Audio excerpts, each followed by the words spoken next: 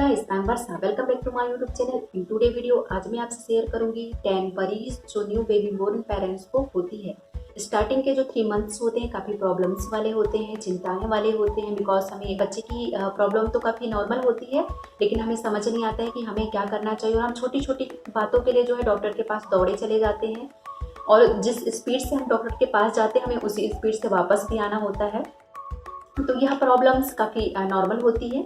मेरी बेटी कनक है जो करीब 2.5 साल की है, उसके साथ भी ऐसा ही होता था, तो मैं उसी एक्सपीरियंस के आधार पर आपसे ये वीडियो शेयर कर रही हूँ। यह मेरा आज का video new baby born newly parents के लिए है, जो कि काफ़ी मददगार साबित हो सकता है। चलिए स्टार्ट करते हैं ये आज का वीडियो। फर्स्ट में आता है सॉफ्ट स्पॉट। यह काफ़ी नॉर्मल होता है, जो कि सिर के ऊपर या बैक साइड पे होता है। टच करने पर हल्का गहरा होता है, गीला टाइप का होता है। जब भी मैं अपने डॉक्टर के पास जाती थी, डॉक्टर से मेरा यही क्वेश्चन रहता था कि डॉक्टर यह भरेगा कब तक ठीक हो जाएगा। तो डॉक्टर मुझे बताती थी कि जैसे जैसे बच्चा जो है बड़ा हो जाएगा, स्ट्रॉन्ग हो जाएगी उसकी बॉडी, तो यह कुछ दिन के बाद जो है ऑटोमेटिक ठीक हो जाएगा। फिर आता है पिंपल्स या रेडनेस। रेडनेस जो रहती है वह कुछ दिन के लिए रहती है।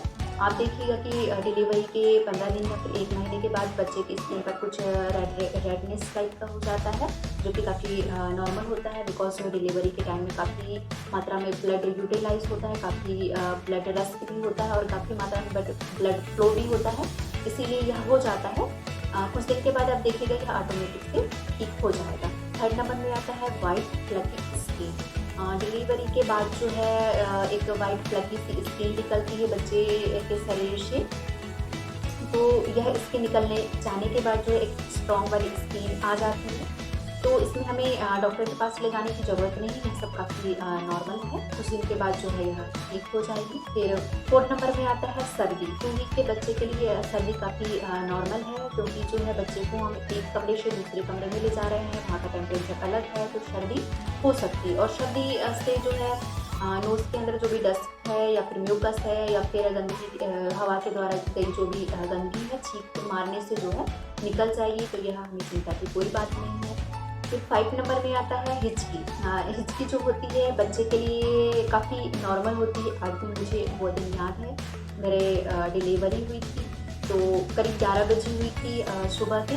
तो रात के 11 बजे करीब मेरी बेटी को बहुत ज़ोर से हिचकियाँ आने लगी, तो मेरी मदर्स जो है डॉक्टर के पास लेकर गई, तो डॉक्टर ने ये बोला कि काफ़ी नॉर्मल है, तो आपको इसमें चिंता करने की कोई ज़रूरत नहीं है, बिकॉज जो है बच्चे का जो डाइजेस्टिव सिस्टम रहता है वह धीरे धीरे से स्ट्रॉन्ग होता है और धीरे धीरे बॉडी मैच्योर होती है, उसे खाने का प्रोसेस समझ में आता है। बिकॉज जब बच्चा मदर्स की कोख में होता है तो यह सब जो रहता है वह मदर्स की बॉडी फॉलो करती है, लेकिन जो है जैसे बच्चा बाहर आता है तो ये सब का जो प्रोसेस रहता है काफ़ी चेंज होता है, इसीलिए यह सब होना काफ़ी नॉर्मल होता है। फिर आता है इरेगुलर पॉटी। पॉटी को लेकर काफ़ी मदर्स चिंता में रहती है। स्टार्टिंग में जो रहता है ना कि बच्चे की पॉटी का कलर कुछ और होता है, स्मेल कुछ और होती है,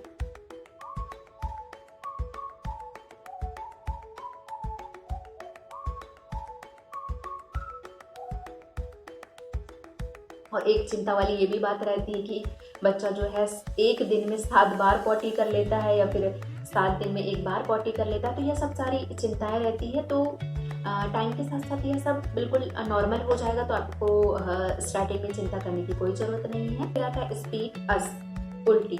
बच्चा कुछ गाढ़ा दही टाइप का वोमिट करता है, क्योंकि जो है यह समय के साथ साथ जो है नॉर्मल हो जाएगा।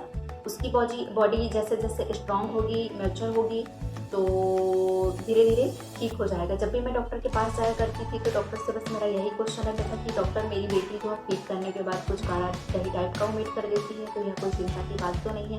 तो डॉक्टर ने मुझे बताया कि यह इसमें चिंता की कोई बात नहीं है, जैसे जैसे बच्चे की बॉडी स्ट्रांग होगी, मैच्योर होगी, तो ये सब नॉर्मल हो जाएगा। हाँ, यदि कहना चाहिए आपके बच्चे की ग्रोथ अच्छी है, वह अच्छा वेट गेन कर रहा है, तो कोई चिंता की बात नहीं है। लेकिन हाँ, यदि बच्चे को ज़्यादा मात्रा में वोमिट हो रही है या फिर बच्चे का वेट नहीं बढ़ रहा है, तो फिर आप डॉक्टर से सलाह ले सकते हैं। फिर आता है गैस। गैस जो है कभी होता है ना कि बच्चे अपनी नीड के अकॉर्डिंग जो है खाना मांगते हैं, तो मदर को समझ नहीं आता है कि क्या करना चाहिए। और क्या होता है कि हम बच्चे को कि काफ़ी मात्रा में फीड करा देते हैं या फिर उसका जो ड्यूरेशन रहता है वह काफ़ी लॉन्ग ड्यूरेशन रहता है।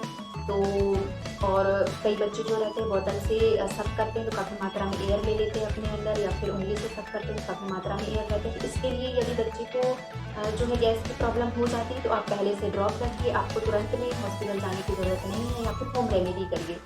तो आप होम रेमेडी भी कर सकते हैं, जैसे कि ये शहद और हींग से जो बच्चे को खिलाकर थोड़ी देर में बच्चे को राहत मिल सकती है, तो आप ये सब कर सकते हैं। फिर आता है स्टार्टिंग रिफ्लेक्स। कभी होता है ना बच्चे नींद में अचानक से उठ जाते हैं, यह काफ़ी नॉर्मल होता है। और बुजुर्ग लोग ये भी बोलते हैं कि नहीं यह जो है बच्चा पुराने जन्म में चला गया है, या फिर किसी एंजल से मिल रहा है, या फिर जो है सपने देख रहा है। तो ये सब मैं बातें बिल्कुल भी नहीं मानती हूँ, बिकॉज जो है क्या होता है बच्चा माँ की कोख में होता है, यूट्रस में होता है, तो वहाँ काफ़ी डार्कनेस होती है, वहाँ का इन्वायरमेंट अलग ही होता है।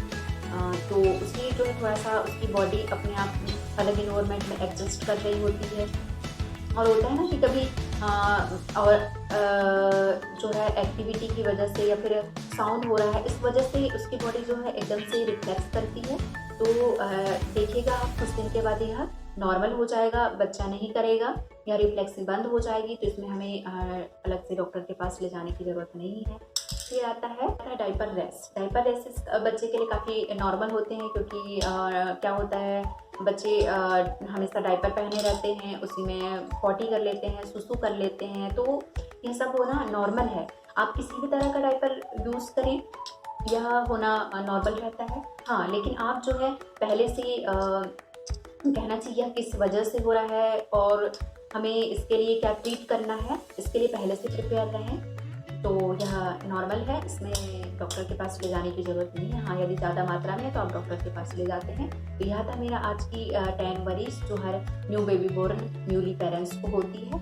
हर मदर्स का एक्सपीरियंस अलग अलग होता है और हर मदर्स की प्रॉब्लम्स भी अलग अलग होती है। कई मदर्स ऐसी होती हैं जिन्हें ब्रेस्ट मिल्क ही नहीं आता है, या फिर ऐसा होता है कि ब्रेस्ट मिल्क तो आता है लेकिन बच्चा लच नहीं कर पाता है। तो यह सब प्रॉब्लम्स होती है अलग अलग। आगे भी मैं इस बारे में आपसे शेयर करूँगी। तो आज का ये मेरा वीडियो आपको कैसा लगा तो प्लीज़ लाइक सब्सक्राइब करिएगा। Thank you.